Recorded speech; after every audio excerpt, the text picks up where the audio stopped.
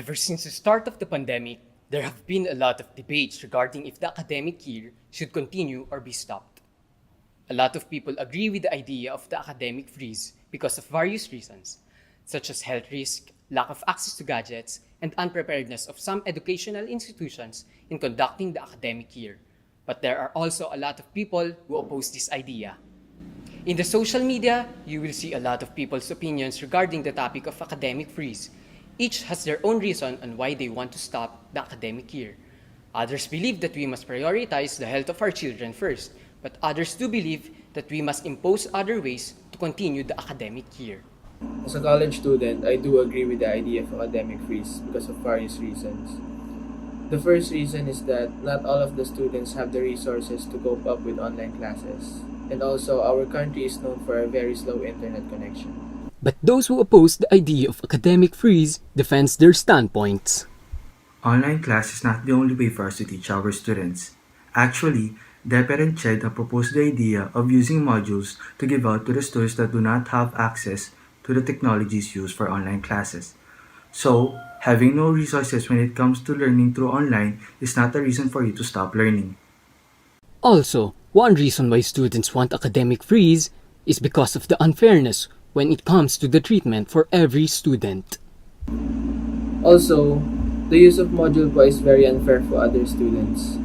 Those students who have access to the internet and are able to attend synchronous classes have an unfair advantage because they can learn while the teacher is discussing. Unlike for the students which are only using modules, they have to study on their own. The professor defends that students will still have the same opportunities to learn. What the students are saying is that there would be an unfair advantage. That is a rather large misconception. Every student has the opportunity to learn regardless of what modality they will choose. Those students that choose to do a modular can still ask questions and talk to their professor using messaging mediums. As per the Department of Education's official statement, despite all the outcry for the academic freeze, the classes of public school will start on October 5, 2020. As per the memorandum of the President, he has given approval to the recommendation of DepEd. Thus, we will now implement such a decision to defer school opening to October 5, pursuant to Republic Act number 11480. The health risk is one of the biggest reasons why the idea of academic freeze prevails among the parents and the students. Here is Mother MJ, one of the parents who are concerned about the health of their child once the school starts open again.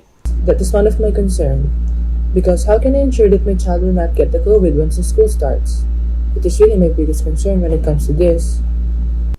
The Department of Education asserts that students will not be going to school and to a face-to-face class until the pandemic is over. We assure you that we are also very concerned about the health of our students. We are not going to let them come to school if there is still a threat of COVID-19. So be rest assured that your children will be safe only doing distance learning. Before that, President Rodrigo Duterte already stated in his statement of the nation's address that students will not return to school until a COVID-19 vaccine is approved. Mga bata, wag muna. Yung opening ng classes, that's a very...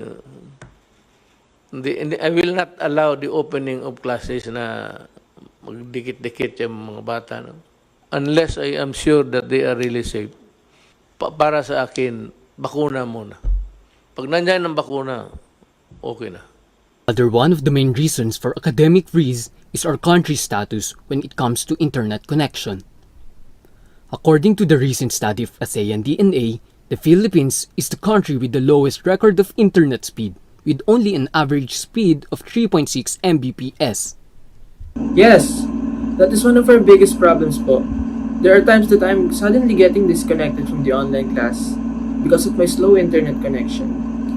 It is becoming a big problem because I am getting disconnected and sometimes I will miss a few parts of the discussion. But certain telecommunication companies still assure the Filipino people that our country is equipped with the latest technology in order for us to be able to rely on internet connection for the use of online classes.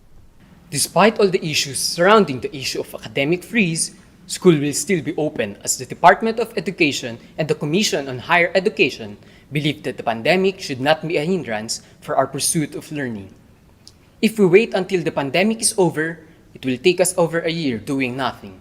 Continuing the school even with our limited capacity is still better than nothing, because we can compromise and adapt to changes in order for us to continue learning. BSA News TV, Malkiel Villamater reporting. Back to you, Venciel.